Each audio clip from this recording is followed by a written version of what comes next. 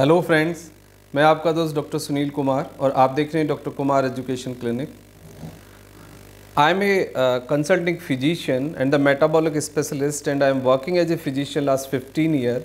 I am practicing right now in Chhatarpur south Delhi. So आज हम बात करेंगे कि वेरिकोसील क्या होता है और वेरिकोसील के बारे में क्यों लोगों के अंदर इतना मिथ है, क्यों कन्फ्यूज़न है और क्यों ट्रीटमेंट के बारे में भी लोग हेयर एंड देयर धक्के खाते हैं।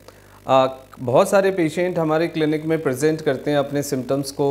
कोई वेरिकोसील बताता है, कोई हाइड्रोसेल बताता है, कोई कई बार बोलता है कि भाई मेरे टेस्टीज़ का साइज़ कम ज़्यादा हो गया है, या मेरे टेस्टीज़ की जो वेन्स हैं वो लाल हो गई हैं, या टेंडर पड़ गया है, या फिर उसमें दर्द होता है। और उसके कारण फिर और भी दूसरे बहुत सारे मिथ होते हैं कि भाई गांठ तो नहीं है अंदर, या अंदर कोई प्रॉब्लम तो नहीं हो गई है, और मेरी जो सेक्स पावर है शायद इस कारण कम तो नहीं हो गई है, स्पर्म बनने की प्रक्रिया में कोई बाधा तो नहीं आ गई है। तो इस तरह की जो कन्फ्यूज़न है, इस तरह के जो मिथ हैं लोगों को लगातार बने रहते हैं।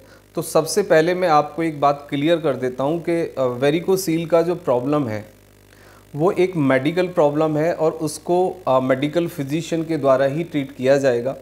ये इस तरह का कोई प्रॉब्लम नहीं है कि आप इसको नॉर्मल अपने से या किसी भी नॉर्मल इंसान के रिकमेंडेशन से या खाली एक्सरसाइज से आप इसको ठीक कर सकते हैं, या डाइट के रिस्ट्रिक्शन से आपको ठीक कर सकते हैं। ये एक प्रॉपर मेडिकल प्रॉब्लम है और इसको मेडिकली ही डील करना चाहिए आपको। आप XYZ चीज़ों में या मिथ में ना पड़े और अनट्रेन्ड डॉक्टर्स के साथ इस चीज़ को डील ना करें। जो इंस्टीट्यूशनल क्वालिफाइड डॉक्टर हैं वो किसी भी थेरेपी के हों, आप उनसे कंसल्ट करें। तो सबसे पहले बात करते हैं कि वेरिकोसील आखिर होता क्या है। वेरिकोसील का मतलब है, वेरिको मीन्स वेन, जो आपके टेस्टीज़ की यानी जो आपका अंडकोश है उसका जो बाहरी स्ट्रक्चर आप देखेंगे तो कई बारी आपको जो नसें हैं वो बहुत ज़्यादा रेड या फिर नीली दिखाई देती हैं, और कई बारी एक गुच्छा भी बन जाता है। यानी जो वेन्स पर्टिकुलरली आपके टेस्टीज़ को, जो अंडकोश को ब्लड की सप्लाई देते हैं, उसको वेरिकोसील हम कहते हैं। और वेरिकोसील का प्रॉब्लम क्या होता है कि कई बारी वो टेंडर बन जाता है, कई बारी गुच्छा बन जाता है, और कई बारी जो ब्लड का सप्लाई है वो बाधित होता है। यानी हमारे जो टेस्टीज़ हैं उसके फंक्शनिंग के लिए, जो मस्कुलर रीजन है उसको एक्टिव रखने के लिए हमारी जो वेन्स हैं वो पर्टिकुलर ब्लड की सप्लाई करती हैं, और जो ब्लड की सप्लाई है उसमें किसी तरह की बाधा या फिर ब्लड का रिवर्सिबली रुक जाना या रिवर्सिबली प्रॉपरली फ्लो में ना रहना, ये वेरिकोसील डेवलप करता है।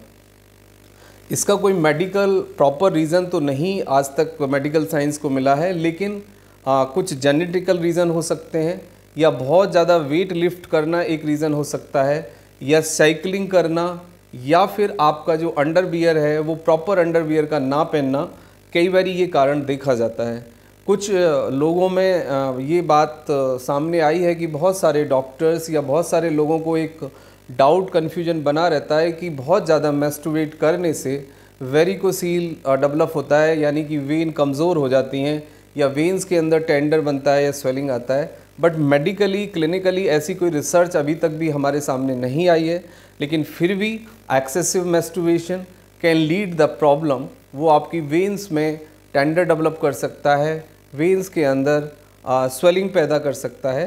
तो कोई भी चीज़ एक्सेसिवली बहुत ज़्यादा करने से कुछ ना कुछ साइड इफ़ेक्ट ज़रूर हो सकते हैं, बट हमारे पास क्लिनिकली मेडिकली इसका कोई डेटा नहीं है जिसके आधार पे मैं आपको बता सकूं कि मैस्टरबेशन से वेरिकोसील डेवलप होता है नहीं। दूसरे नंबर पे बात आती है कि यदि वेरिकोसील आपको डेवलप हुआ है तो फिर आखिर क्या प्रॉब्लम हो सकते हैं।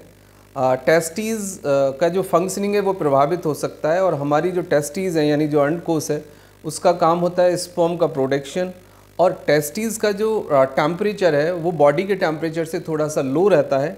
यदि टेम्परेचर भी वेरी करे हमारे टेस्टीज़ का तो हमारे स्पर्म के प्रोडक्शन में काफ़ी मतलब अंतर पैदा हो सकता है। तो ये एक प्रॉपरली फंक्शन होता है वेरिकोसील का, यानी वेरिकोज वेन का और हमारे टेस्टीज़ का।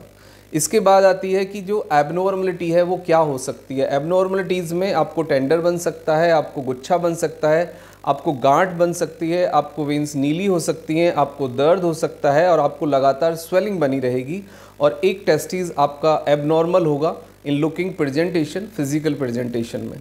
तो यदि आपको इस तरह का कोई सिम्टम्स है तो आप क्वालिफाइड फिजिशियन से आप जाके सबसे पहले फिज़िकली एग्जामिन कराएं। वेरिकोसील का फिज़िकल एग्जामिनेशन से ही लगभग 90% क्लियर हो जाता है कि आपको ये प्रॉब्लम है या नहीं। उसके बावजूद भी यदि प्रॉब्लम नहीं क्लियर होती है तो एक अल्ट्रासाउंड हो सकता है, और अल्ट्रासाउंड के आधार पे और आपका जो फिज़िकल एग्जामिनेशन है उन दोनों के आधार पे हम एक क्लियर कट कंक्लूडिव डायग्नोसिस कर सकते हैं और उसके बाद आपका इलाज हो सकता है।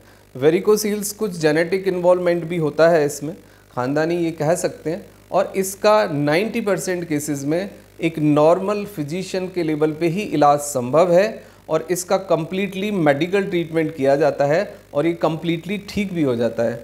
बहुत सारे लोगों में देखा जाता है कि वो बहुत सारी गर्म दवाइयाँ खाते हैं, इसके पीछे कई बारी फलेरिया या फिर कोई एलर्जिक इन्फेक्शन भी देखा जाता है, या फिर आपके लोअर एब्डोमेन का बहुत जल्दी इन्फेक्शन होना, यानी किसी भी इन्फेक्शन का रिकरेंस मेटाबॉलिक लेवल पे या डाइजेस्टिव लेवल पे आपके वेरिकोसील को कॉम्प्लिकेटेड कर सकता है। और आप प्रॉपरली मतलब आप एक अंडरवियर सपोर्ट यानी एक सपोर्टर आप पहने जिससे कि आपके टेस्टीज़ को सपोर्ट मिलेगा, क्योंकि testes is a very much freely movable organs, ये दोनों काफ़ी फ्रीली रहते हैं।